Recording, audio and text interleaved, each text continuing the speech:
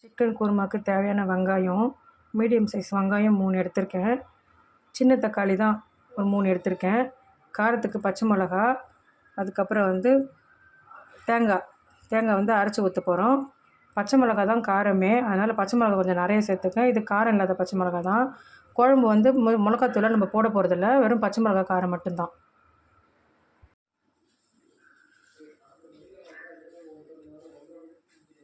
கடாய் காஞ்சிச்சு, இப்போ எண்ணெய் ஊற்றிக்கலாம்.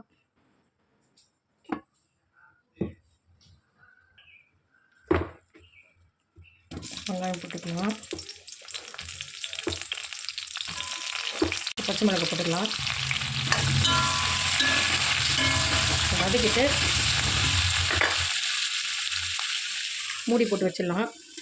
தக்காளி கட் பண்ணிக்கலாம், இஞ்சி பூண்டு விழுது, கருவேப்பிலை, கொத்தமல்லி, தேங்காய் கட் பண்ணி வச்சுருக்கேன். இந்த மாதிரி கண்ணாடி பதம் வரணும். இப்போ ஆற வச்சிடலாம், ஒரு தட்டில் போட்டு ஆற வச்சிடலாம். இப்போ குருமா தாளிச்சிடலாம். எண்ணெய் ஊற்றிக்கலாம்.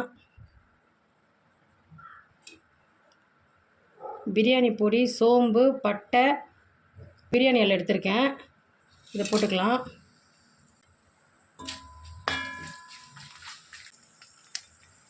இப்போ தக்காளி சேர்த்துடலாம். தக்காளி நல்லா வதங்கிட்டோம். வதக்கி வச்ச வெங்காயமும் பச்சை மிளகாவையும் நம்ம இப்போ ஆறிடுச்சு. இப்போ அரைச்சிக்கலாம்.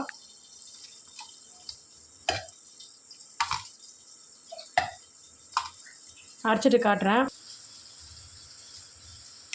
இப்போ விழுது அரைச்சி எடுத்தாச்சு. தக்காளி நல்லா குழஞ்சிடுச்சு.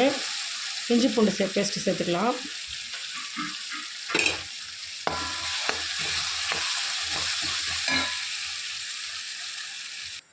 இப்போ சிக்கன் மஞ்சத்தூள் போட்டு கழுவி மஞ்சத்தூள் போட்டு வச்சுருக்கேன்.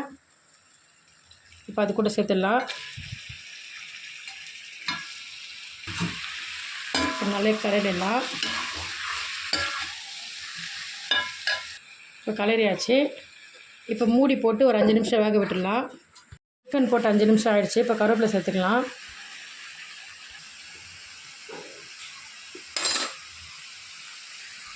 இப்போ அரைச்சி வச்ச விழுது சேர்த்துக்கலாம்.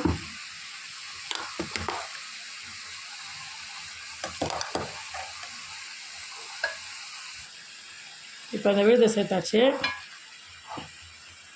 அந்த மிக்சிலே தண்ணி ஊற்றிக்கலாம்.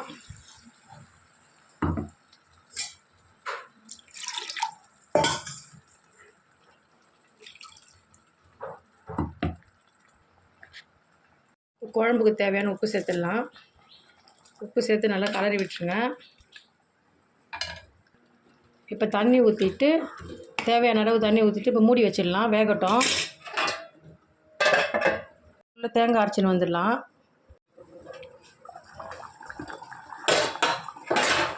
இப்போ குழம்பு நல்லா கொச்சிருச்சு. மிளகுத்தூள் போட்டுக்கலாம், 2 ஸ்பூன் மிளகுத்தூள் போட்டுக்கலாம்.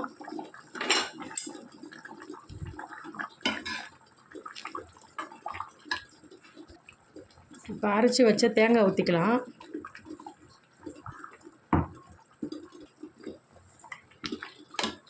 மிக்ஸி ஜாரில் கொஞ்சம் தண்ணி கழுவி ஊற்றிக்கலாம். இந்த குழம்புல பச்சை மிளகா மட்டும் சேர்த்துருக்கோம், மிளகுத்தூள் சேர்த்துருக்கோம், மஞ்சத்தூள் சேர்த்துக்குங்க கறிக்கு மட்டும்.